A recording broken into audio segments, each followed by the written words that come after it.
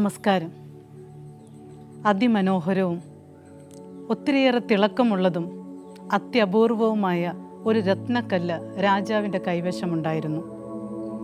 തൻ്റെ കൈവശമുള്ള ഈ അത്യപൂർവമായ രത്നത്തെ ഓർത്ത് രാജാവ് ഏറെ അഭിമാനിച്ചിരുന്നു. അദ്ദേഹം രാജ്യത്തിൻ്റെ ഔദ്യോഗിക മുദ്രയായി ഈ രത്നക്കല്ലിനെ പ്രഖ്യാപിക്കുകയും ചെയ്തു. ദിവസേന എന്നവണ്ണം രാജാവ് ആരാധനയോടെ അഭിമാനത്തോടെ ഈ രത്നക്കല്ല് കുറേ അധികം നേരം നോക്കിയിരിക്കുമായിരുന്നു. ഒരു ദിവസം രാജാവ് ഞെട്ടലോടെ കണ്ടുപിടിച്ചു, രത്നക്കല്ലിൻ്റെ മധ്യഭാഗത്തായി ഒരു വിള്ളൽ വീണിരിക്കുന്നു.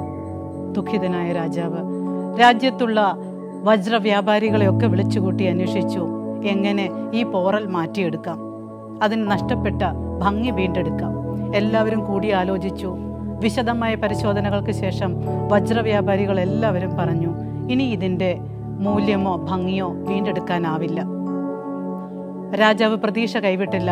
രാജ്യമാകെ വിളംബരം ചെയ്തറിയിച്ചു, തൻ്റെ ഈ രത്നക്കല്ലിൻ്റെ മൂല്യവും ഭംഗിയും വീണ്ടെടുത്തു തരുന്നവർക്ക് തക്കതായ പാരിതോഷികം നൽകുന്നതാണ്.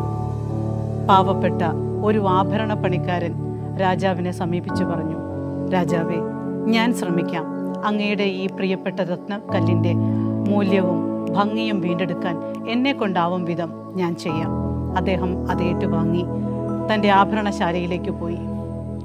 മാസങ്ങൾ കടന്നുപോയി. അത്രയൊന്നും പ്രതീക്ഷയില്ലാതിരുന്ന രാജാവിനെ അന്വേഷിച്ച് ഒരു ദിവസം ആ പാവം ആഭരണ പണിക്കാരൻ തിരികെ എത്തി. അയാൾ തൻ്റെ ആഭരണ പെട്ടിയിൽ നിന്ന് പുറത്തെടുത്ത രത്നക്കല്ല് കണ്ട് രാജാവ് അത്ഭുത സ്തബ്ധനായി. കാരണം 10 മടങ്ങ് മനോഹാരിതയോടെ തിളക്കത്തോടെ ഇതാ തൻ്റെ പ്രിയപ്പെട്ട രത്നക്കല്ല്.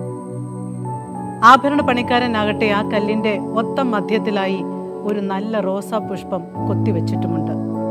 റോസാ പുഷ്പത്തിൻ്റെ തണ്ടായിട്ട് വരുന്ന ഭാഗം ആ രത്നക്കല്ലിൽ വീണ പോറലായിരുന്നുവെന്ന് സൂക്ഷിച്ചു നോക്കിയപ്പോൾ രാജാവിന് മാത്രമേ മനസ്സിലായുള്ളൂ. ഒരു ചെറിയ കഥയിലെ വലിയ സന്ദേശം നമുക്ക് മനസ്സിലാക്കാം.